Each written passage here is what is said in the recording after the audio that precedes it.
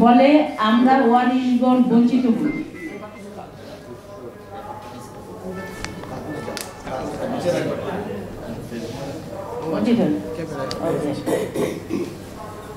উল্লেখ্য, আমার ভাইয়ের বাল্যবন্ধু খোকন চন্দ্র সাহা উক্ত সম্পত্তি বিক্রিকারীর একজন অংশীদার, যিনি প্রায় 24 ঘন্টায় মাদক সেবন করে মাতাল হয়ে থাকেন এবং ভাড়া উঠাতে গেলে মাতাল অবস্থায় আমার কেয়ারটেকার রাসেলকে শারীরিকভাবে লাঞ্ছিত করে।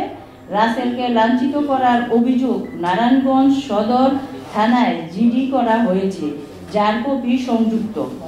আমার ভাই মাহবুবুর রহমান ইসমাইলের সাথে যোগসাজশ করে আমার স্বামীর ক্রয়কৃত ফ্ল্যাটের ভাড়া আত্মসাতের বিষয়ে প্রতিকারের জন্য থানা, পুলিশ সহ বিভিন্ন সংস্থার কাছে আবেদন বিনোদন করেও কোনো প্রতিকার না পেয়ে জাতির বিবেক সাংবাদিক সমাজের সামনে ন্যায় বিচারের প্রত্যাশায় হাজির হলাম।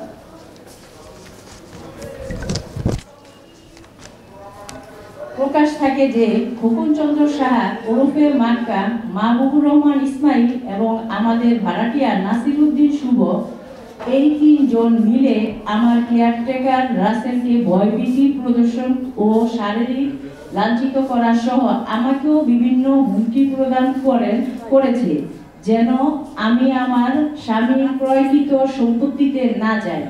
তাদের উদ্দেশ্য হলো আমার সম্পত্তি আত্মসাৎ করা।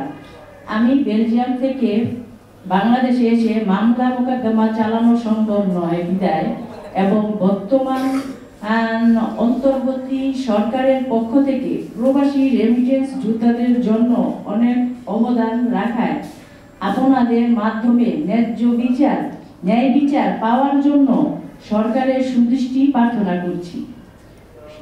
শত ব্যস্ততার মাঝেও প্রিয় সাংবাদিক বন্ধুগণ আমার সুখ দুঃখের বিষয়ে মনোযোগ সহকারে শুনেছেন এবং আপনাদের লিখনী, ভিডিও উপস্থাপনা এবং অন্য মাধ্যমে বিষয়টি জাতির সামনে প্রকাশিত হলে আমরা সুবিচার পাব বলে প্রত্যাশা করি।